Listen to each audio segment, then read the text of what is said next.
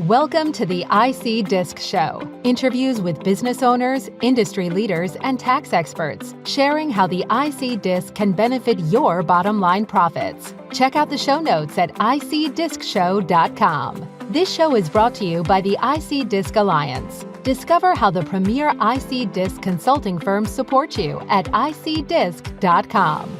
And by Your Podcast Team, where having your own podcast is as easy as being a guest on ours. Find out more at yourpodcast.team. Now, here's your host, Dave Spray.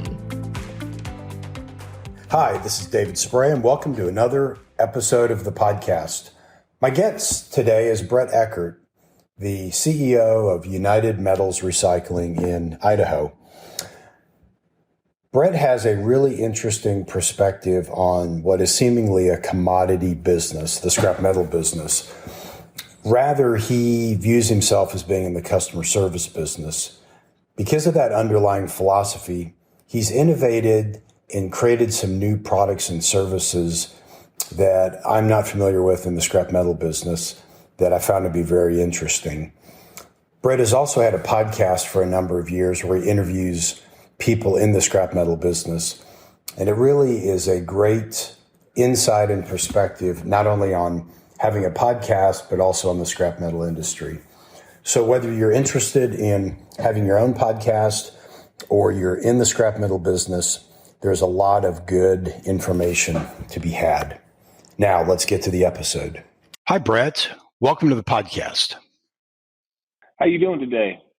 I'm doing great. Are you calling in from Idaho? Are you in Idaho today? Yes, sir. Yes, sir. In Idaho, and then I think the travel whirlwind starts here soon. Yeah. I think few months. It sounds like we'll both be in Las Vegas in a couple weeks. For the ISRI conference, correct? Yes, for the Institute of Scrap Recycling Industries annual convention. I think that's the official name of it. Yep. First one they've had in person for a couple of years now. They took 2 years off because of COVID, and now I think everybody's pretty excited to get back together.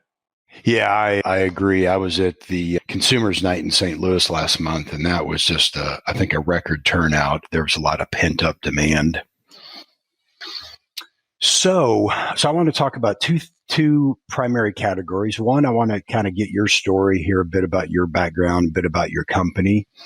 And then the second part, I want to talk about your podcast and kind of lessons learned while you started it, things like that. Does that sound like a good plan? Sounds good to me. All right, well, let's start at the beginning. Are you a native of Idaho?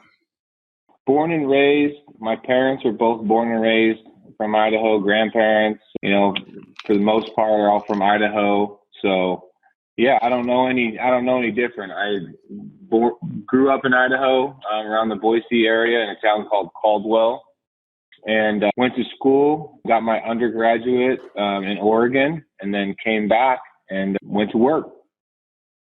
And somewhere along the way, you picked up your MBA at the University of Phoenix, right? Yes, sir. At night, I basically came back to work, started working full time. I graduated on Saturday. My parents came up to watch the graduation. Nobody in my family had ever graduated. Nobody in my family, cousins, aunts, uncles, grandparents, nobody had ever even went to college. So I was the first person in my family to even go to college, let alone graduate. So it was a pretty big deal for my family. They came up, watched the ceremony, and that was on a Saturday. And I was kind of half-assed joking to my dad, "Hey, when are you ready for me to start?" And he goes, "Monday would be fine." And he wasn't joking. So Monday it was. We went to work. So I didn't realize this, but you and I have something in common. So two things. One is I'm from one of those other states that starts with an I called Iowa. And I'm sure for folks that, are like from the East, they seem to get those states confused, right? It's like they think of them as both kind of backwards, rural, unsophisticated, and they both start with an I and with a vowel. So they seem to get them confused. But the other thing I have in common, like you, I also was the first person in my family, immediate family, extended family, to go to college as well. And like you, I have a bachelor's degree and I have an MBA. Awesome. Yeah. Congratulations.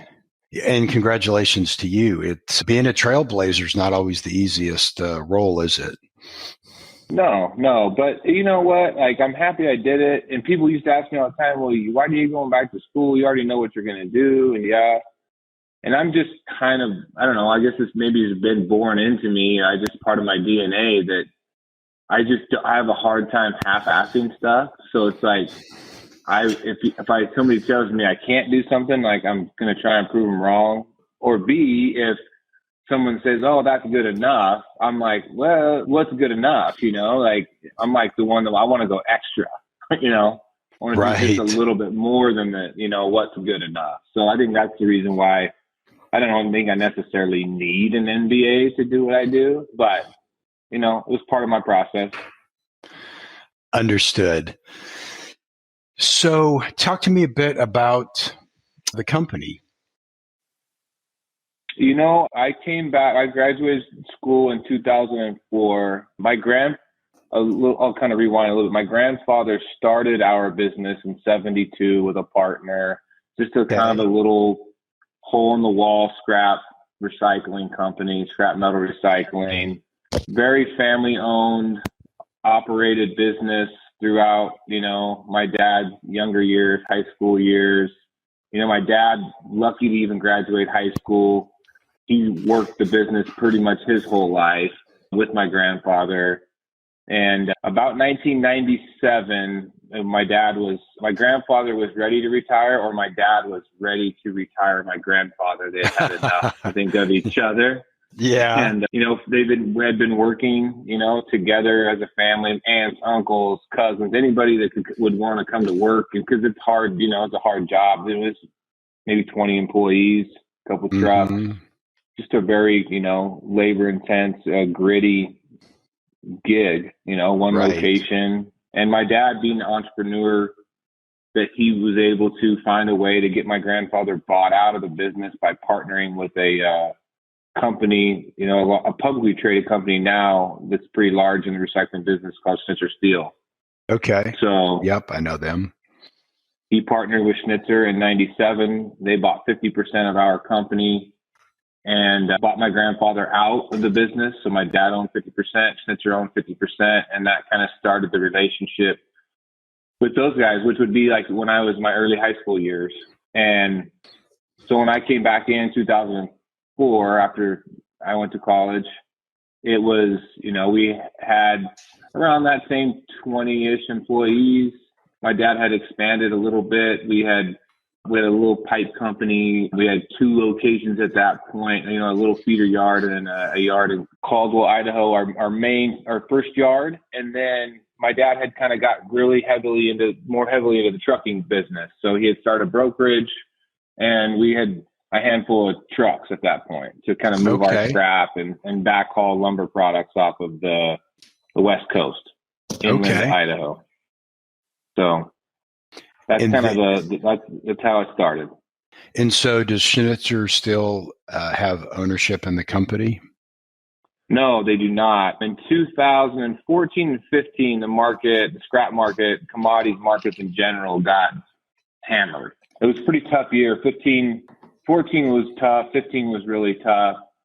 Schnitzer came to us, and we've been partners, going on close to 20 years at that point. And they basically just said, hey, we've kind of reached a point. We had grown. We'd added some locations throughout the partnership.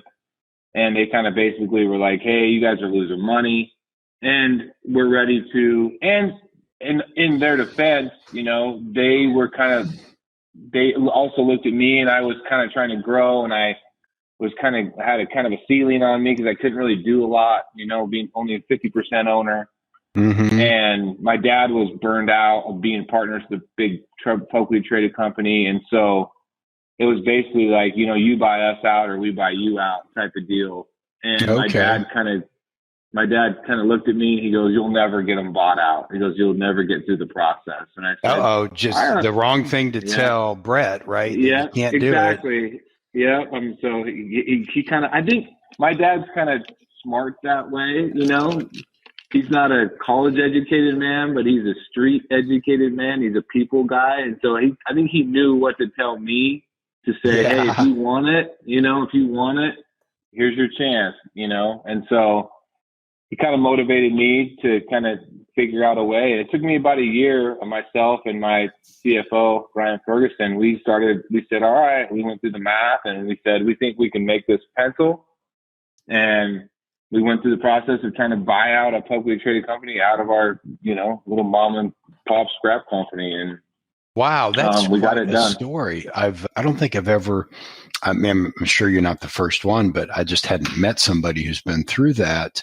So, did it start with did they just give a number and say, "Here's the number. We'll either buy you at that price, or you can buy us," or how did? Yeah, it was. Go ahead. Yeah, no, go ahead. It was kind of in 1997 when my dad partnered with them. It was not a publicly traded company in 97. They became publicly traded, I think, 99 or 2000 or something like that. They were still a pretty good sized company, but they weren't quite publicly traded. So the operating agreement at that time was like a simple, 5-page document, compared to if you did business with a publicly traded company today and took ownership, and you're looking at a book, right? Right.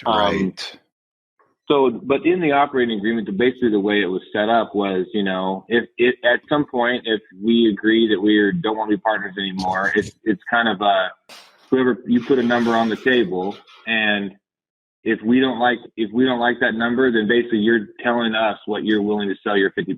So kind of like a Russian roulette style. Yeah, I think the technical term is, right? I think it's called a shotgun clause, is what I think it might be called.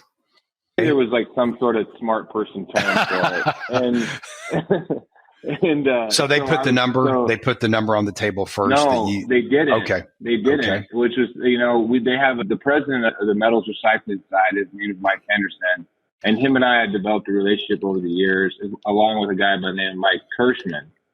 And they knew that was kind of a rough way to negotiate an exit because they still wanted to do business with us. We still wanted to do business with them.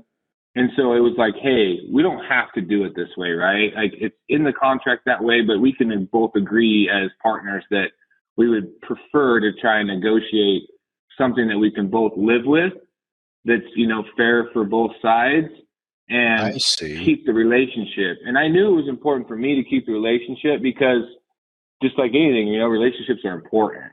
So, we put some numbers together, they put some numbers together, and we just kind of found a middle ground that we could both live with, and where nobody was really getting the lion's share of the deal. And it was, the market was still tough at that point. And so it was like, all right, we can live with that. They were, they were ready to get out of the relationship. We were ready to move on. And it was a mutual agreement where both sides kind of felt it was going to work. And that's the way it was negotiated. They're still one of our main consumers, one of our largest consumers. So we were able to successfully, maintain that relationship. And, it's, for me, it was a pretty monumental deal because the same year I bought my parents out, or retired my parents, and was able to let them go live their life. And wow, that's a great story. I imagine that was kind of a harrowing time because I'm guessing you didn't just have some money stuck away in a bank account that you could write a check to Schnitzer and write a check to your parents. I imagine. No, and the way that I structured my parents is different than I structured it with Schnitzer. Sure. Essentially, with Schnitzer, we had accumulated enough assets over the years. I'm not a big spender on bullshit, I guess. We've always reinvested. My parents taught me well, I believe, but whatever you can reinvest it. And so we had enough assets that we were able to go to the bank, and we, even though the market was tough and, the P&L wasn't beautiful by any stretch of the imagination, our balance sheet was exceptionally strong. So the banks were willing to loan off, assets just because we had accumulated enough assets over the years, high quality assets that were bankable. Okay. And so it wasn't necessarily, you guys are projected for a lot of growth. It was kind of a deal with the bank that they're like, well, if you guys do go under, you got enough shit to cover your bills, Okay. So Oh, well, that worked well. And then with your parents, you did, I guess, some kind of My parents, a buyout over time. Yeah, we kind of developed a family trust and kind of have moved some stuff around and basically to give them the latitude they need to go live their life and me the latitude I need to run the business and continue to grow it. Now was that 2016, you said? 2016. So let's fast forward 6 years. It sounds like the company has grown some. I don't need to know like your exact revenue growth or income growth, but could we use like another proxy? I think you've added some locations, maybe employees. Mm-hmm. So how might you characterize like your growth percentage since you bought it? Have you guys doubled? Is it a 50% growth? Is it more than a doubling?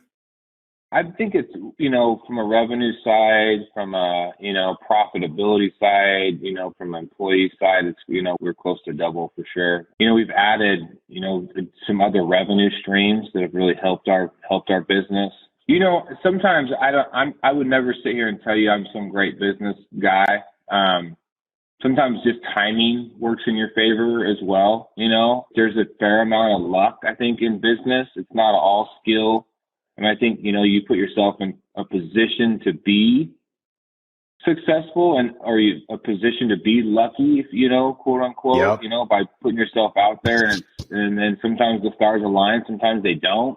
And in our situation, 2016 came along, Trump got elected, the markets turned, and it actually worked out very positively for us, right? Financially, that the markets turned. I mean, nobody knew going into that election I would have bet my house that Hillary Clinton was going to get elected and we were going to, suffer through some pretty tough years on the Sure. recycling and the, scrap end. And, whatever the history is, what it is, things change Trump won.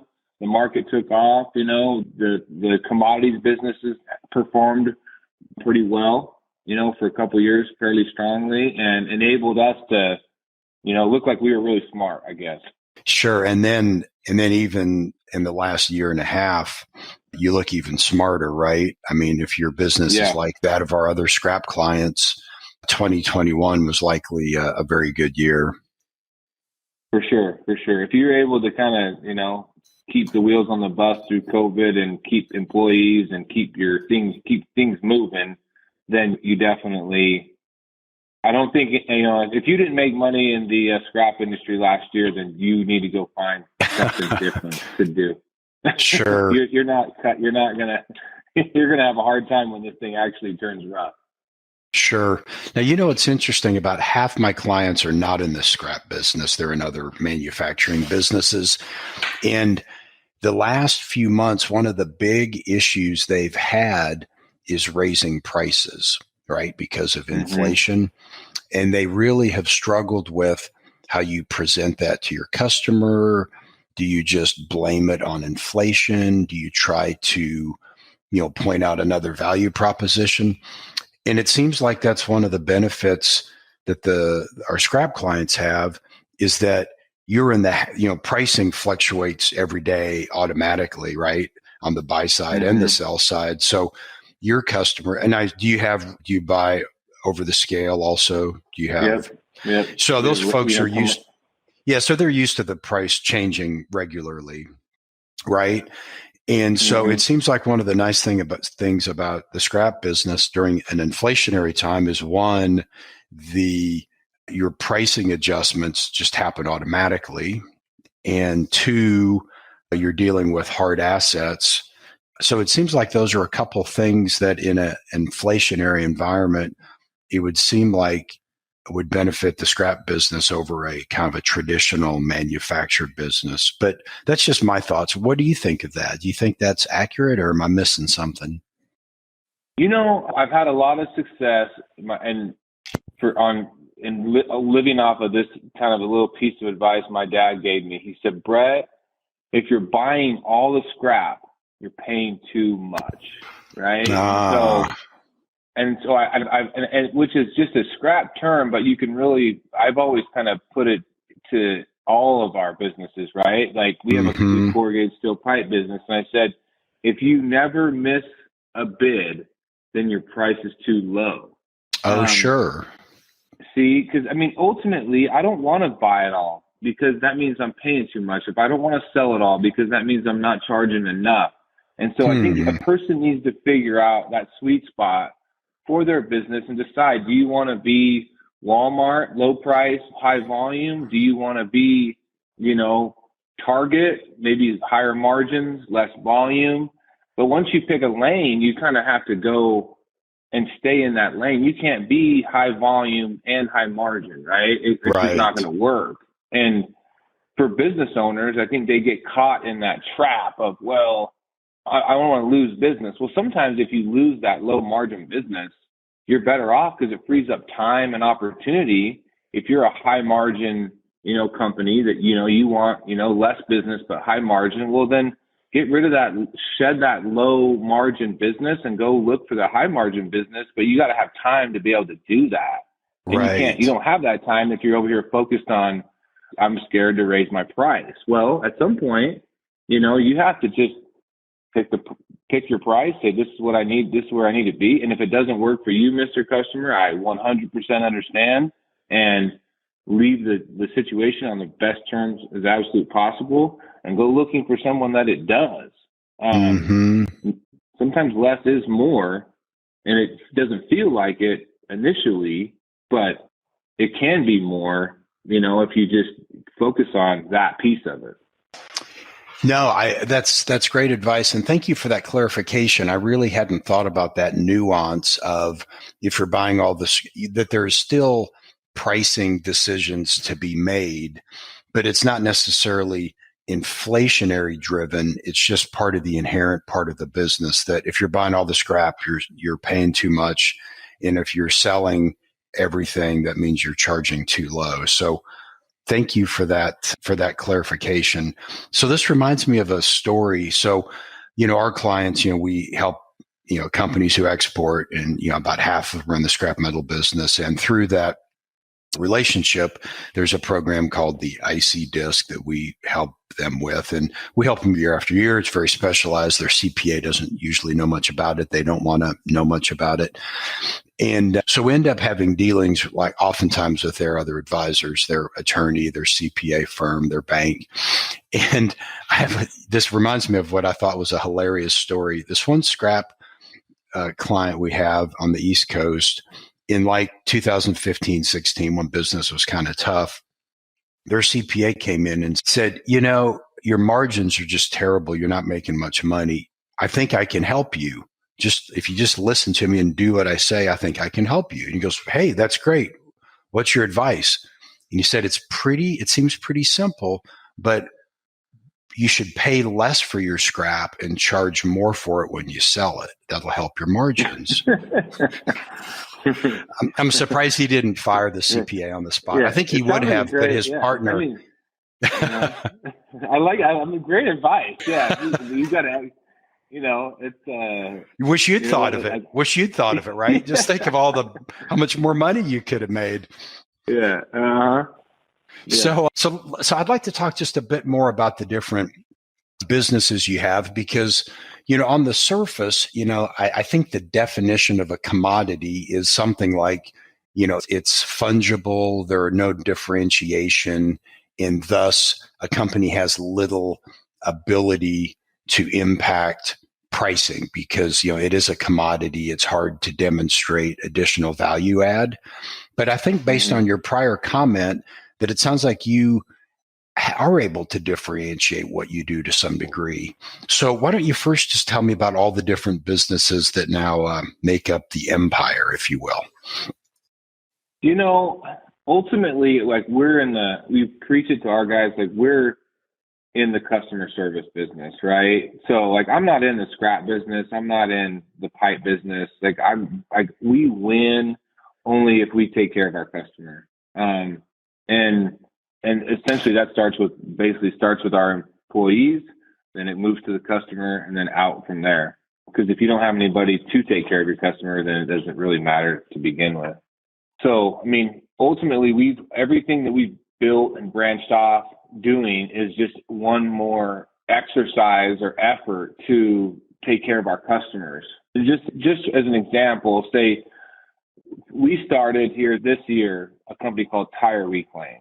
So Okay. there's no real big inherent value in recycling tires today. There's some different uses for them, whether it's for fuel at cement kilns or for aggregate, on some certain projects once you've shredded them. But it's really still a waste stream. We inherently, because we have seven scrap yards, some auto salvages, we are a generator of tires. So we basically went about solving our own problem of tires and said, okay, well, if we're facing this problem, we've got a slew of customers that are facing a similar problem, right? Because we deal with a lot of manufacturing companies, a lot of farmers, ag guys that are, they're getting rid of old combines or whatever, and they've got these tires. And so these guys have piles of tires. And so we just said, okay, well, we have a problem, which means other people probably have a problem. So let's figure out how to solve it, right? And so it was a way that we could give our customers some value that maybe very limited people could.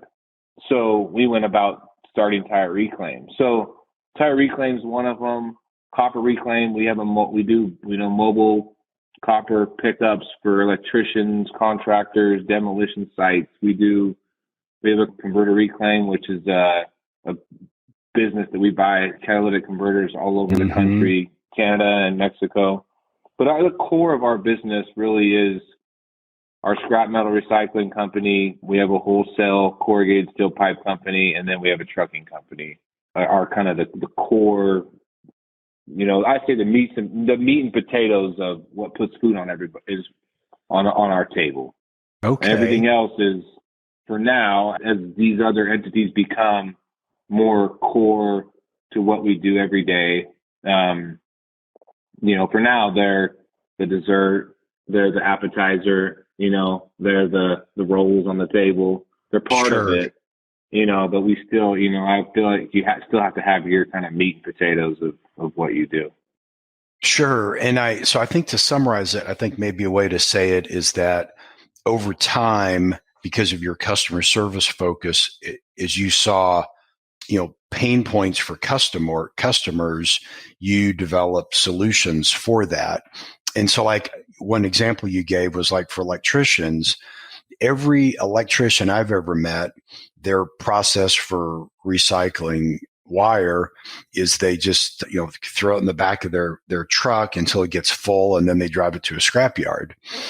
But it sounds like you've tried to make that a little bit easier for them by putting a bin at their location, saving the trip to the scrapyard. Is that right? 100%. Or even one step more, we actually have a mobile truck that has a scale on the back of a van. Really? We'll go to the job site. We'll put the material on the scale right there, write them a receipt, and pay them right there. So if at the end of the day, or the end of a job, or whatever, depends on, every customer is different, right? But we've just scaled our business trying to make it as easy on the customer as 100% possible. So like whatever creates an opportunity that we see out there, like, okay, we don't want you to have to make a decision what scrapyard to haul that copper to. Just call us and we'll come pick it up, right? We'll pick it up right from the job site. And it's those decisions that, we've really kind of had these internal discussions, is what opportunities lie out there that are going to make it easier for your customer and more conducive to business, because it's not about price. At some point, people value time more than they value price, right? It's strictly become a time and a convenience game. And if you can provide a good price, but you win on convenience and time and customer service, then I feel like you've got a much larger shot at the business than you do just throwing a big number and hoping that they bring it. Well, and when you think about it, I find it so interesting, these different things you're doing, because, we don't work with every scrapyard in the country, but, we work with a decent number. And some of the things you're talking about, now some of them may be doing it and I just don't know it, but my sense is the way you approach it is somewhat unique or cutting edge in the industry. And what you've also done in business, I think you could say you've decommoditized the product. Because, right, for that electrician example, they just throw it in the back of their truck, they drive around, then eventually they go take it someplace and they get, X amount per pound. But there's risk to that, right? I mean, they run the risk that in the meantime, somebody steals it out of their truck and they have the hassle factor and they have to remember to do it. Where, I mean, obviously you all are paying them less per pound. I shouldn't say obviously, I'm guessing you pay them less per pound when you come pick it up for them. But at the end of the day, the money they make selling their wire is really just kind of gravy for them, right? It buys them, some lunches and, some beer after work. And so the fact that you're paying them, some, lower amount, I would argue that's insignificant to them in the grand scheme of things. Like if you were selling them brand new wire, they might be more price sensitive on it. But but that's really, really interesting. And you now become like their solution, right? They don't think of it as they have this commodity that they need to maximize their revenue on. They think of it as we have this hassle of this extra wire that we know has value. And what we really want is just, we want to not think about it and just periodically have somebody show up and give us some money. Is that about right? I think 100%. It goes back to the original question you asked me is, you have clients that are wondering how do they bring it up to their customers that they need to raise pricing, right? I mean, and it becomes like, there's always going to be consumers or customers that are price sensitive. Like, there's a reason why Walmart exists, right? I mean, they are low price, high volume, like Costco, right? Costco doesn't make their money on selling you food. I mean, anybody that's ever studied Costco, I mean, they make their money on the memberships and driving the volume, driving volume on those food items. And a lot of them, they're losing money on certain items and making it back on other items, which is similar to the scrap game.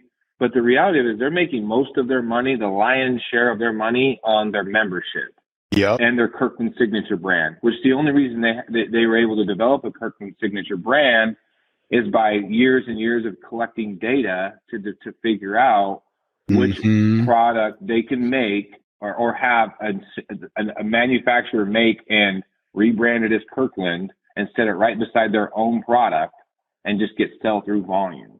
Well, it's still it's the customer service. It's them taking care of their customers and providing them the price. But I say that, for everybody that's a member of Costco or a Sam's Club or whatever, there's still a lot of people that shop at, over here, they're Fred Meyer's or, a Target, a more expensive place that's convenient because it's close to their house. It's easy to get in and out of. It's not parking a mile away from the store to walk in with a huge grocery cart and buy, 100 pairs of socks. Right. There's many different ways to skin the cat. And I'm not saying that ours is right. I'm just saying that's what works for us and what we've found, to be good for our business is you can't be everything to everybody. You can be really good at a few things and just be really good at a few things. And one of ours is just service, and service isn't cheap. It's not free. And we, our customers know that, but we basically just say, if you can out-service us and outpay us, good luck. You have to beat us in our own game, Right. But you better be damn good at service if you're not going to pay the highest price. Because if you're shitty at both, you're going to go out of business. Yeah, no, that is really cool. So the last thing I want to talk about with your business, I can't believe how the time has flown before we get to the podcast, is I believe you have another service that you're close to launching using some maybe excess capacity in real estate. Is that something that's public, knowledge enough that you want to talk about it, or is it premature to talk about that? No, you can talk. Are you talking about the storage side? Yeah, absolutely. Yeah, 100%. So tell me about that and how it ended up coming to be, because I think it's a great example of really thinking outside the box. Yeah, I think we have, because of what we do, there's facilities we bought, property we bought over the years, whether it was an investment opportunity or, excess property, and we needed a certain location for one of our businesses. We just had property that was available in good, decent traffic locations. And we were either going to offload it, sell it and do something different, or we were kind of trying to figure out, what would be a good opportunity for us. So basically what we've done is we created we went through, we said the storage market is pretty strong. It's more of a long-term play. So storage, meaning for us, covered RV, boat storage, then also larger scale storage units. So Okay. it goes back to basically differentiation. We are not interested in being the mini storage company. We Sure. are, we basically are big units, covered RV, large drive aisles, larger units, and basically that's how we have differentiated our storage company is, our prices are going to be a little bit higher, but our buildings are going to be nicer, and our space, we're not here trying to, maximize the, say, per square foot on the build out, because it's dirt and land that that we already own. So we're able to, build bigger units. We're able to provide, just a different product, than necessarily what's out there. Where these mini storage companies are, driving, cost per unit, cost per square foot, and trying to, make that deal pencil with increased property prices, increased steel prices, and and once again they think they have to capture every rental unit customer, as opposed Correct. to your concept of you're not trying to do it. So I'm curious, did you do any formal market research? Do you have an RV that you need a place to store? Did you have some friends that had RVs? Did you read an article in a magazine? Or did you just wake up one day and just say, I have this gut feeling, let's go do it? I'm an entrepreneur at heart, right? Like I'm just always curious what people are doing, whether it's a restaurant business, like how are they making money? What are they doing? Like what's their strategy? Or a mechanic shop or whatever. I'm super interested in business. Like what makes their world go round and why are they doing what they're doing? And so I was kind of paying attention to the storage side. And what really came up, to be 100% honest, is we had a guy that was our banker, and a younger guy, 30, early 30s, smart guy, just a super good guy. And we wanted to hire him. And he was more interested on the property development side. And okay. And so I was talking to my CFO one day, and my CFO was a smart guy, and he's like, man, we need to hire this guy.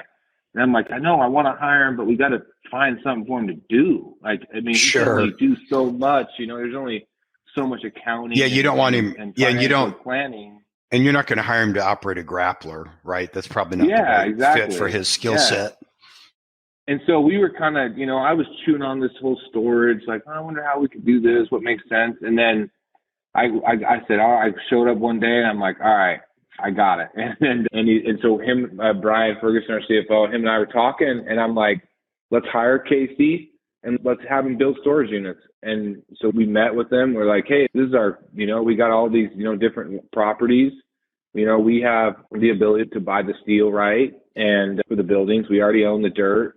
And we basically pitched him on like, hey, if you're interested in property development, then, obviously he helps us on the financial arm as far as from the banking side, because that's kind of his background, his wheelhouse. He's also a CPA. Sure. And we said, you're in a prime position to be able to get these projects funded, depending on how much funding we need. Plus, it's an interest you have, and we like you as a human. You're just a good person. And he was like, let's do it. And so it was more of like, we found a good guy, and we're like, what can that guy do to come help us? What a great story. So we kind of reverse engineered it. Like, versus having a business, we found a good person, and we said, why don't you just go build this shit? Yeah. So in essence, do you think of him as sort of like, if you think of that storage as like another division, that he's sort of like the division manager for that? So is he in essence, does 100%. he have like a P&L? Does he have like a P&L for that division? And we let him buy into we basically said, hey, we can't pay you what the bank's going to pay you, but we'll give you equity into the facilities. Oh, wow. And basically just said, you make this thing pencil, you make it actually generate a buck. That's money in your pocket. It's money in our pocket. And it gives us goes back to, making and building yourself a strong balance sheet, right? Because that's kind of your war chest. In the commodities business, it's an inherently tough business or a great business, right? There's no really middle ground. It's either you're killing it or you're getting killed. And so you have to build a war chest of assets, and not just, some equipment, but like really truly bankable assets that if you ever get into a sticky spot, or if you ever, the market takes a crap and you've got really good assets, now you can leverage those assets and take advantage of somebody that maybe hadn't financially planned as well, right? With their facility or their company. We've made our best deals when the market is shit, not when the market is good. Right. So it's been important for us to say, okay, go build the asset war chest so that when the opportunity arises, like, we're in a position to strike. And so that was kind of one of the main reasons of doing it. We had the property. It made sense. We've had the right guy. Now it's like, okay, it's a long-term play, but if we build these facilities, we generate, it's a revenue generator once you get them full. And then you actually now have a really bankable asset that you can use to leverage into other, opportunities. Yeah. So just one follow-up question there to be clear. So you're saying that his equity participation is just in the self-storage division. Correct. Right. Yeah. So what a wonderful opportunity for a banker who has some entrepreneurial desires. I mean, what a great opportunity, right? I mean, he gets basically to have all the upside of being an entrepreneur and control and that, where you guys have created the platform that doesn't take much, he doesn't have to take a big leap of faith to go from being an employee to just an all-in entrepreneur. And you guys have the win of, you have a motivated guy who you probably don't have to spend much time overseeing him, right? Because he's got all the motivation for the thing to be profitable. So I love that. It was good. Yeah. And the other thing about Casey too is, because it takes a while to get these things through planning and zoning and get everything, the boxes checked, and then, COVID hit and he ordered steel and everything's delayed and contractors and whatnot. But the last, probably, you being on the financial side, you understand this as well as anybody. The last year, we've basically, any sort of debt we had, we refinanced, right? And sure. We went out and basically, took advantage of dirt cheap interest rates on anything. I said, I don't care what it is. Like, look at the note, make sure it's, we're getting the best, we combined some stuff and just cleaned everything up. And Casey was a big part of that because of his banking experience, right? So just taking a guy like that with experience that we didn't necessarily have in-house at the time, while we were working through the storage projects, he was able to kind of help us get a lot of our financial stuff in order and get us really positioned well for, rising interest rates or, other opportunities, arbitrage opportunities that are going to, present themselves. So, yeah, we're very happy to have him on the team. And that's a great story. The other story I wanted to share, remember that CPA that had the brilliant advice for my client about how to increase his margins? He had some other brilliant advice. So this particular client was very debt averse. He had no debt, and he kept literally like $8 million of cash available. I mean, not, physical currency, but in the bank, basically just in a checking account. And once again, the CPA explained to him how stupid that was because he wasn't earning anything on it.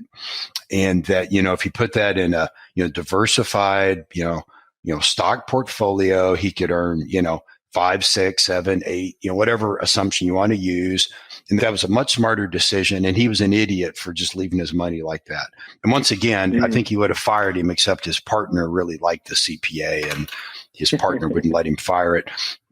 But so if you just had to guess, why would a scrap guy keep $8 million, laying around as dry powder?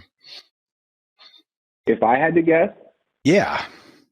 Oh, because the same reason most guys do is, that eight million might make you negative 1 or 2% today, but if the commodities fall off the side of the hill, you're going to be able to buy cheap shit and a lot. And so you're going to make, you might make negative 1% this year, but you're going to make 100% year 2 or 3 and average those out, and you're going to be in a lot better position. You nailed it. What his strategy was, he and his circles, it was known that he had large amounts of capital. And, we're talking like a $30 million a year scrapyard. Okay. So to give you some context. And so, the word was out that he had large amounts of liquid capital that he could deploy on a moment's notice on a phone call or a handshake. So as he described it, he said, Dave, he goes, yeah, so for 11 months out of the year, I have a negative real interest rate. He said, but because of that, I get opportunities, not just when the markets are bad, but just when somebody calls me because they have an opportunity and they don't have the cash for it, or they've got in trouble and they need to dump something.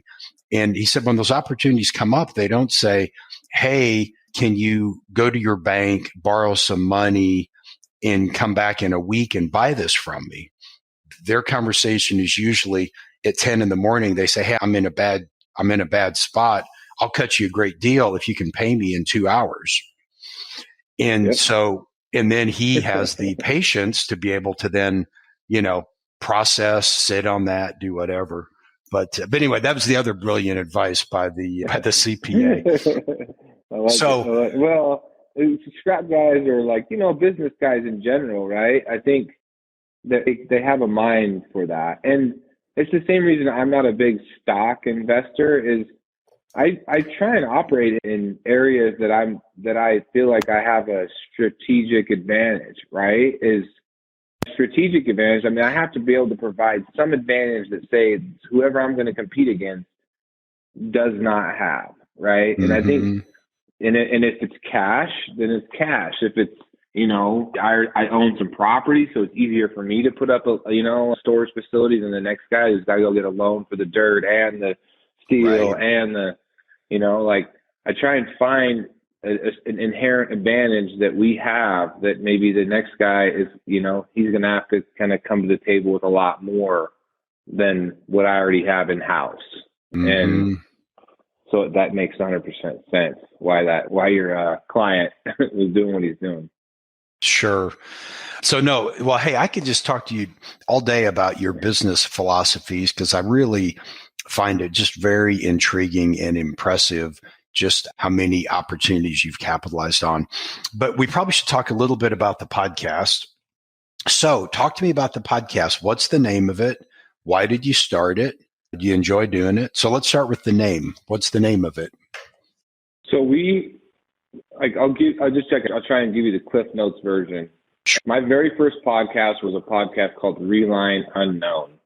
And I was very against putting myself out there. I was just kind of operating in the shadows, just doing what I was doing. And I had a guy, John Sacco from Sierra, come hit me up and say, hey, I want to put you on my podcast. And I was like, no, I'm good. Because you like to, just to be clear, you flying below the radar screen. Yeah, I just was kind of in my little world over here in Idaho, just doing my thing. And I didn't want to bring, and you didn't want to bring a lot of attention to yourself, right? Because you don't want somebody to go, oh my God, it sounds like Idaho's a great market. We need to go open a location there, right? Was that kind of the thinking?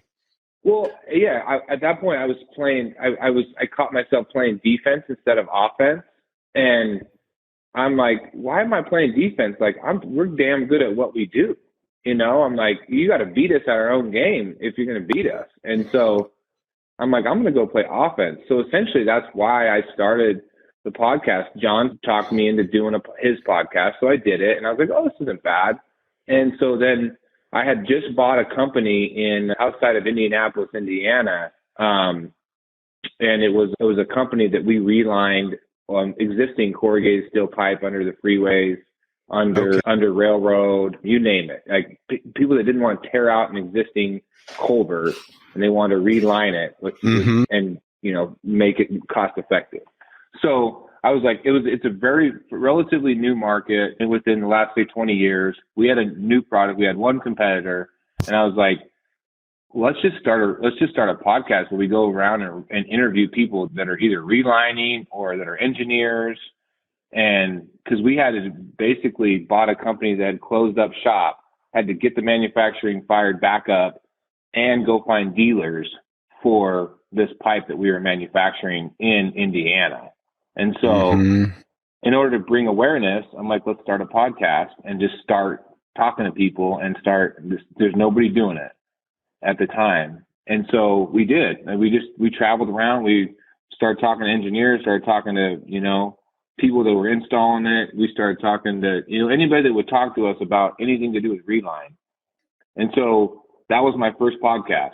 And as we built that business up, we only had one competitor at the time. They're a pretty large outfit. They approached us and said, hey, what do you guys think about getting bought out, selling this business to us? And my wife was getting tired of me traveling as much as I was, the Midwest and the East Coast and the South. And she's like, really? Do you need another business? And I'm like, no, I don't need it. But it was, so anyways, I sold the business. And in that, I had a gal that was working with us at the time. I pretty much turned the podcast over to her and said, run with it. And then I started a Scrap Life podcast, which is more in my wheelhouse. And it basically revolves around people in the scrap metal recycling industry. I love it. And I really enjoyed the first episode where you interviewed your parents and kind of got the backstory. I mean, that was really cool just to hear that, because you could tell that some of those conversations you maybe never had, like specifically, right? You just had tangential conversations around the history and different things. So that was pretty cool. So, but what's the motivation? Like, is your goal to be like a top 10 podcast and make $1 million a year selling advertising revenue? Is it just kind of something that you like doing for fun? Is there a strategic purpose for it, or is it just something for fun? I look at it as, I love what I do, right? I get to talk to people. Like the reason I do the podcast is probably twofold. Is A, I'm super proud of what my team and people that we've put together over the years has built. So I'm very I've become more of like an offensive player versus defense, right? Like I'm like, hey, look at us, look what we're doing. Like these guys are doing it and gals are doing it every day. Like they're killing it, But on the flip side of that is I enjoy talking to other people that are out there doing the same thing. Like, and not by the same thing like that we're doing every day, but just that are out there killing it in their perspective, whether they're the owner, the operator, the buyer, whatever they're doing, that really have an appreciation for our industry, which is, the scrap metal recycling industry, and that are just interested in kind of helping themselves create a network. And I heard somebody say it one time, and I really have taken it to heart. And they, the world is abundant, right? So if you're successful, that's not taking food off my plate. Like that's actually, good. It's good for our industry that you are successful. So I want to surround myself by other successful people, and B, I want to celebrate your success, because that's not taking away from my success. So the podcast gives me the opportunity to do that. It gives me an opportunity to talk to them about what made them successful. Maybe I can glean a couple, lessons or tips or whatever from it and kind of go from there. I love it. That is great. I think you kind of touched on it. If you could just summarize it like to one thing or two things, like what's the best thing about having a podcast? Like what comes to mind is just like, if you just had to summarize it, like what's the best thing about it? I love hearing people's stories and talking to them. Mm-hmm. Yep. I love, like talking to other people in our industry and just hearing how I'm a big documentary. I used to love reading biographies. That was kind of me too. My style of books growing up. So the podcast is just another form of reading a biography or watching a documentary, right? It's just hey, you, Joe Blow, tell me your story and tell me how you got here and tell me, what you do or how you did it. Like that to me is cool. And you don't have to be some famous fucking person. I don't really care. Like just have been successful at whatever it was that you've done. And I want to hear the story because it's interesting to me. Yeah. It's so funny that I feel like you're like a younger brother I never had. I'm the same way. I love biographies because it's like, when you read a biography of Benjamin Franklin, it's like you're sitting down and he's distilled to you like his lessons across his life. And that insight just is amazing. And I also like, documentaries for that same reason. And your answer on the podcast is similar to mine. I say that I like to provide a gift to a successful entrepreneur by giving them a platform to tell their story. And that's really how I think of it. And that's how I think of it. And it's great because you do learn stuff. And like we have a client who sold a business, not in the scrap business. He sold it about 5 years ago, really great exit. And he's late 60s. And I really told his whole story. He's got 2 kids, some grandkids. And they were saying when they listened to that podcast, they learned stuff about their dad they didn't even know about from his story, because it's just a unique platform. When you sit down and have a beer with somebody, it's not really appropriate to talk about yourself the whole hour, but it is okay when you're a guest on a podcast. And that client and good friend, he just died a couple weeks ago. And one of his grandchildren was like 2-3 years old. And his other son doesn't have any kids yet. And so I was thinking, how cool is that going to be that 10 years from now, 20 years from now, when they say, hey, what was grandpa like? And they're like, hey, I'll tell you what he's like. Here's the podcast. Let's fire it up while we drive to your baseball game. Like, isn't that just a cool thing? Why, 100%. I love it. And that's the same reason why I wanted to interview my parents, right? For my episode number 1. I had done a few podcasts, obviously, for the Reline side. So I felt a little more comfortable in the interview process. So I'm like, okay, I said, you guys are going to be my first podcast for Scrap Life. And I said, and I'm just going to ask you a question. I said, what we did is we got a couple bottles of wine and we just sat at the table and we poured wine and I did the podcast. We drank a few glasses of wine and I just asked them questions and told the story.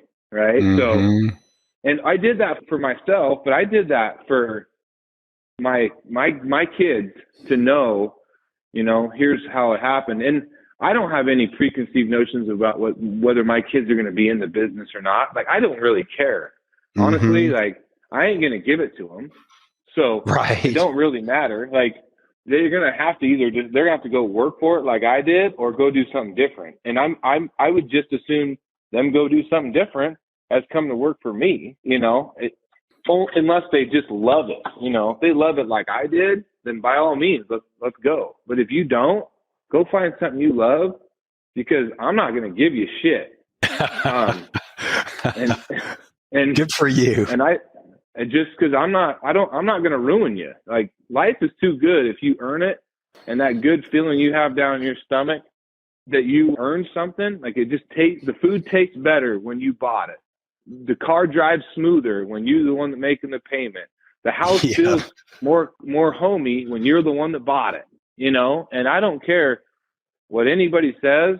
Like, I 1000% believe that. And if my kids aren't going to get a free ride, I'm sorry. Yeah, no, I'm with you. Well, that's awesome. So as we're kind of wrapping up, what do you wish you knew when you started podcasting, and what might you've done any differently if you knew then what you know now? equipment, like like basic stuff. What would make the best microphone? What's the best, because podcasting is so audio driven, obviously. Right. If you have a good audio and you can do it, then it's a little clearer on the other end. And then basically find something that don't just do a podcast because that's the thing to do. Like find something you're super passionate about, and then find other people that are passionate about that topic, and because they're going to give you the best interview because they're interested. You're not forcing them to do it. Now, I haven't listened to very many of your episodes. I listened to your parents' episode and then kind of dabbled in a couple others. I'm just curious, are your guests all folks who are involved in the processing of scrap, or do you ever have guests that do things that are kind of tangential to the business, like, a company that sells equipment or that provides, specializes in insurance for the scrap business? I'm just curious. No, I've had the guy that is the president of the Recycling Today magazine, Jim Keith. So I've had him on there and asked him because he has a different viewpoint of the recycling industry than say an operator or an owner. I've had the gal that runs our 2 Eastern Idaho locations. Her name is Amy, and just to give a women in scraps point of view, who's kind of came up through the ranks, and what's her day to day like? What was her story? How did she go from just living in Burley, Idaho, to becoming the manager of 2 facilities? And what's her perspective? So yeah, I try and vary it enough to just keep it interesting. Does that make sense? No, that does make sense. Well, I cannot believe we're already over an hour. So why don't we wrap up? Is there anything we didn't talk about that you think we should have? No, I think we covered the bases, and I just want to tell you thank you for giving me an opportunity, and hopefully it went as expected. It absolutely did. I really appreciate your time. I really enjoyed the story, and I look forward to having a chance to meet you in person in Vegas in a couple of weeks. I'll follow up separately to get something on the calendar. So thanks again for taking the time. Really love the story, love the insights. A lot of lessons to learn, not only for people in the scrap business, but even people not in the scrap business. I just really like what you've done. So absolutely. So thanks. Great to talk to you. Likewise. Have a great day, Brett. Right. There we have it. Another great episode. Thanks for listening in. If you want to continue the conversation, go to icdiscshow.com. That's ic-discshow.com. And we have additional information on the podcast, archived episodes, as well as a button to be a guest. So if you'd like to be a guest, go select that and fill out the information, and we'd love to have you on the show. So that's it. We'll be back next time with another episode of the IC Disc Show.